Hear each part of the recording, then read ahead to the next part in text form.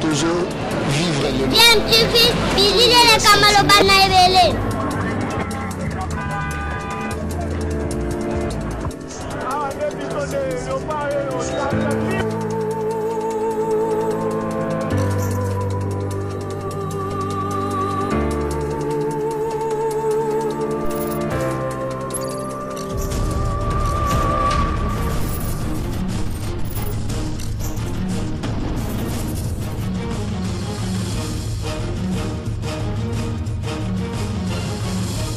DMTV toujours en avant. Bandalandi ya DMTV mbote nabino sengweza toujours nangambo nabiso poto ebike boza ebele o boza kolanda chaîne YouTube nabino to sepeli mingi ko retrouver bino poto eba ko kabola mwa muke makanisi na actualité to za ko proposer bino chaîne YouTube nabino DMTV proposer kabino pe ba analyse na ba réflexion sur ba sujet d'actualité ba fait sociaux to pe ba réalité to za okuta nango na mboka na biso République démocratique du Congo lelo to memeli bino masolo parce que zali actualité tous en mois d'avril rappelez-vous ezali na mois d'avril des artistes munene ya mboka na biso Papa Wemba Jules Presley Shungu Wemba Dio atika kibiso ezalaki kuna na mboka ya Abidjan na Côte d'Ivoire et pa iwapa kendaki ko participer na festival ya bandeko na biso wa musicien Magic System mais malheureusement sur la scène Papa Wemba atika kibiso le 24 avril prochain cause à la 5e anniversaire naye depuis atika biso ezali na bateau bazali kokanisaye parmi en tout cas lesquels les alina journaliste Nati Lokole que nous saluons au Petoza ko remercier l'initiative naé parce que parmi les rares journalistes ba décidé que tout au long du mois d'avril oyo alobelaka Papa Wemba tout le temps ti doit consacrer mois d'avril pour naé et nous pensons que tokoki peut ko accompagner likanisia lolenge wana en relayant aussi pour la ninité ba information de ko pesa ma par rapport na Papa Wemba alors le solo ya lelo ezali par rapport il y a ba anecdote soko vivant na Papa Wemba en tant que proche naye ezala bien sur le plan familial ou sur le plan musical okoki kozanga ba anecdote ebelete ya kokabola yango na public hein na ba congolais eza le cas notamment il y a moko azalaki ba musicien chouchouté na orchestre ya Papa Wemba ezali viva la musique ezali notamment Redi Amisi Bailo Kanto o lelo yenda zo partager na biso ba anecdote ebele o ye akutanaki nango na Papa Wemba aussi bien na ba répétition na ba concert et même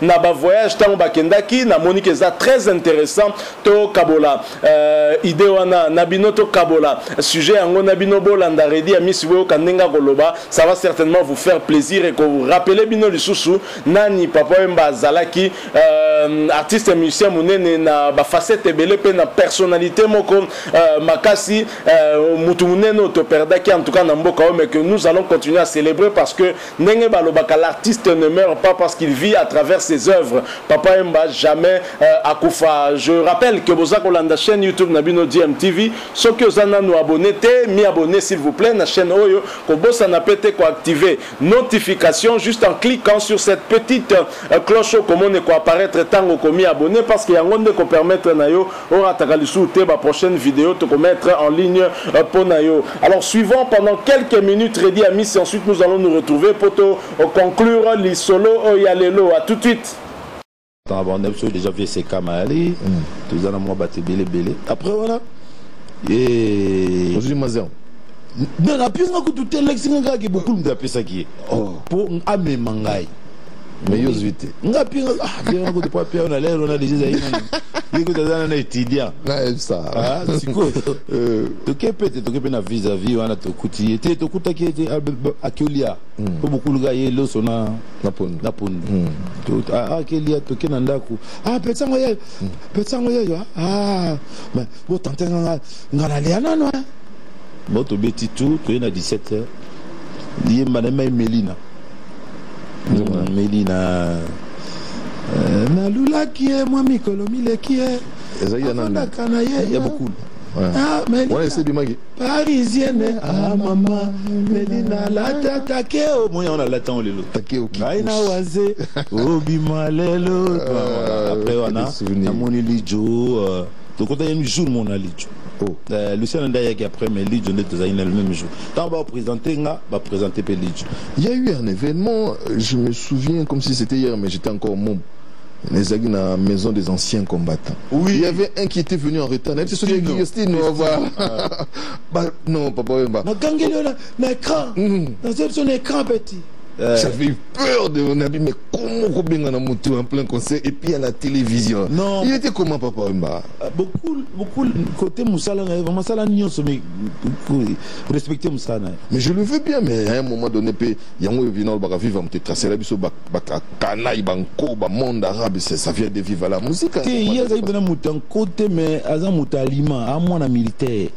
Donc 9h, il y a 9h. Émission de télévision, si le déjà qui est à 14h. Donc il faut comme on a 13h, 13h30. Il y a l'équipe ici, na 13h, na 13h30, émission Bandi, les a retransmis à la télé, donc, et bah ben on va aller babé couler les lieux, on a eu ce péli d'Amazon Segen. Ngai, on a attendu n'inga na ko sepena malera mutu, mais nga na discipliné, ça n'a rien à voir. Il y en a style bon, c'est la moi. Non, si on a 2 ans après, on a côté na 82, sinon na 84. Ndebo biman c'est la moi, ils appellent comme ma passe donc. On a évité le nous obéir à bimanga na nzembo na bimeli za petite Gina. En 84. Est-ce que en 84, vous appelez un méga style en 84? Dans le qui on n'a pas problème. J'aimerais c'est que Régie est proposé dans ce image. On va voir ces Rédis là, moi na Maël et donc jeune à vivre la musique. Je crois à l'époque tu avais 20. Oh, il y a un âge, il y a 22 ans. 22 ans, 21 voilà. Ans. Waouh! Donc je crois que ça va faire plaisir. Véro Choro a 16 ans. Véro Choro. Véro Choro 16 ans. Donc, il a sikizate na loba ngo toujours il a sikizate Kofi peut avoir 20 ans. Ba ni boana tout on a dans 18 ans à 19 ans. Oh, bah oui. Na ko goûter faut le goûter ba 16 ans. Voilà. Donc c'est de l'ainsi voilà. Quand bolu ba bana miki c'est que ça nga po biso tout kuna mais il y a mona mki mona ke ba msu bana miki na mangeza ki marqué. Ba msu ba tumuni ba mbala mona ki mukolo. So luki bana miki msu so luki rushuru na bomo na azomba keli to uti pour comment peu toi. Belle démarche. Ah bien. To uti Japon. Voilà que de souvenirs je crois que Lenkuru. Lenkuru. On a besoin de Betani bilamani. On a Lenkuru Betty chemise à boulevard. Ensemble les a Yuji. Ah bon? Ensemble on les a Yuji. Lucien en a habité. Ngana Lati Umberto Dinoceci. Lati Umberto Dinoceci. Chemise on a beaucoup les a boulevard. Tu te rappelles ça, non? Merci, voilà, Rédi Ami, c'est très mignon. Je te reçu. Wow. 21 ans, on a coxé déjà à 25. Voilà, merci beaucoup à la Régie. On met la pause. On a nos identités quoi funa otenga on cheka mwanzela. Et voilà ce qu'on a une rare pour avec notre coiffure raérée. Vive la musique, ça allait de pair, la musique et puis la sape. Oui, l'accoutrement, je pense que c'était très important, papa. Il voulait que chacun de nous puisse soigner quand même son image. Ah oui. Voilà. Vraiment, c'était ça. Bilamba à l'époque, c'était très difficile à en avoir. Nous osons nous voir.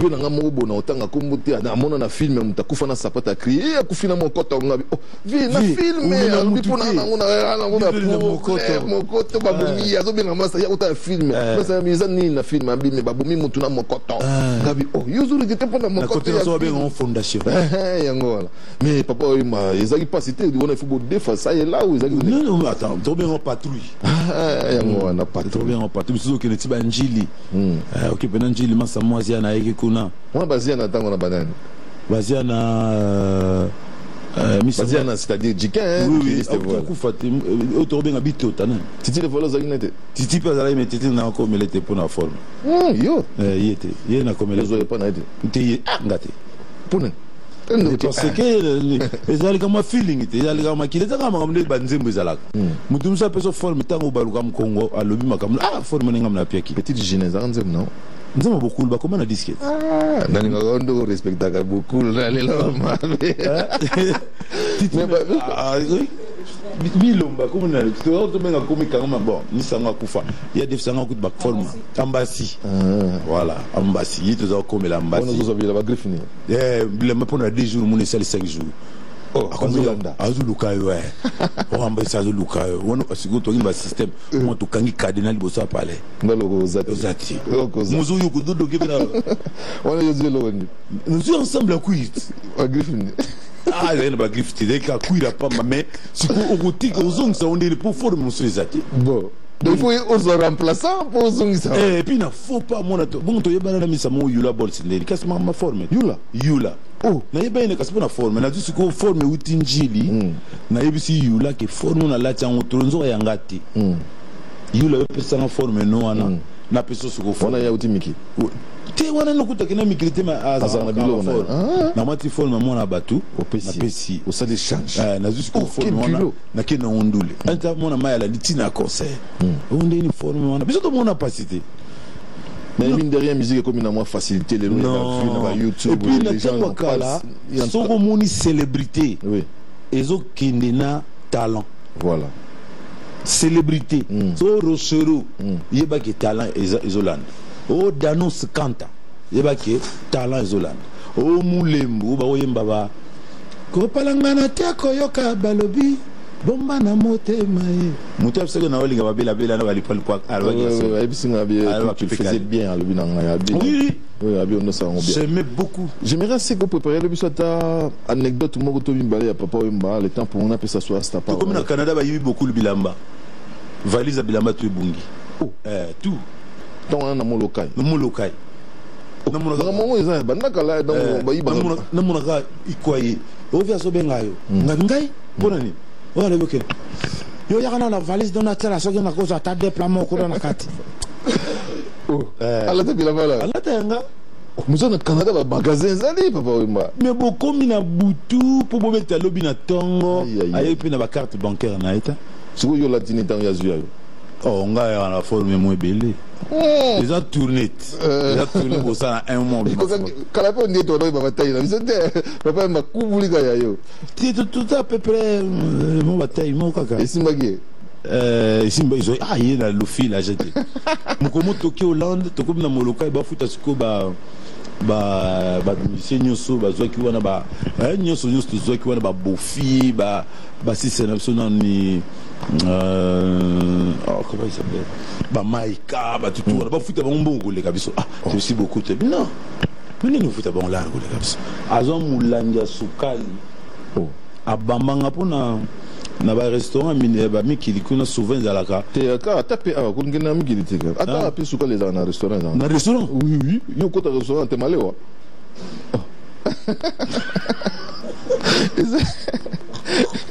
excuse-moi mais ils ont la quoi faut le dîner mboka bo restaurant alors ba manga mulanga suka li rata tozana ba iko c'est moi qui parle là agim da kana mukufu kan ayiv mam takada so asilgami itemeso. Voilà, nous sommes de retour au Boutique Olandawana Redi à Missy. J'ose croire que l'anecdote est belle à Betty, ma solo est belle à Betty en tout cas par rapport à un moment où il y a pasaki na papa Wemba, un moment de joie, un moment peu parfois où viva colère, il y a papa Wemba et salibino plaisir. Personnellement, nazo pensé les sous na moi anecdote Betty on a dit le colère a bien fait à soulever en parce que même ngamoko na viva en à l'époque na OZRT to la Rolandango baby que chaîne la gamoko na mboka auto na deux chaînes. Télé Congo, il y a Congo Brazza et puis au ZRT, il y a République démocratique du Congo à l'époque Zaïre. Tu as vu que concert Morizare au bête en direct, mais musicien moi vivre la musique à la retard en direct papa Wemba Bengana ya chassaye comme même malpropre à Bengana ya chassaye devant tout le monde parce qu'il en retard. Alors nga nazara toujours qu'on pensait parce qu'image peut jouer la nga ya moi bomwana. Je pensais toujours que Zaka Redinde ba Bengana kanzo que Zalaka Stino Mubi merci beaucoup à Redi à Missy parce que et la musique peut le sous souvenir hein Nabiso parce que papa Wemba c'est aussi ba souvenir il y a enfance Nabiso pour la plupart bateau il y a génération peut-être il y a Wenge bozako penser natango bozoko la bozako admirer artiste wana mineno bazalaki liboso ba papa Wemba notamment donc c'est une fierté pour Nabiso ba congolais ko zalana compatriote un modèle wana onzamba tindaki na mboka Nabiso mais papa Wemba zalina ba facette belé je crois que Bolandi Redi Babi Amissi na ba anecdote APC Salibino, vraiment un plaisir. Que dire de plus après que Koyoka a redit en tout cas Marambo Bakiseko Kiko Zala vraiment parce qu'il y a ça parmi Baoyo, Basala ba tourner Andengena Papa Umba. Biso, nous espérons en tout cas que intervention na Sali Bino plaisir. Et si c'est le cas, Botique la Biso moi like et nous sommes bien sûr arrivés à la fin, vous l'avez compris. Soki Bozan à moi point de vue à partager na Biso bo hésiter te Botique la Biso commentaire. Merci. Bomi abonné à la chaîne Nabino DMTV. Bobo sanate pour activer notification juste en cliquant sur cette petite cloche aux accommons et quoi apparaître tant commis abonné parce qu'il y a un monde qui permettre nayo ratakali sous-souter la prochaine vidéo te remettre en ligne pour nayo. Encore une fois merci Nabino, nous espérons que vous retrouvez très prochainement avec un autre sujet d'actualité. En attendant, portez-vous bien. DMTV vous dit au revoir.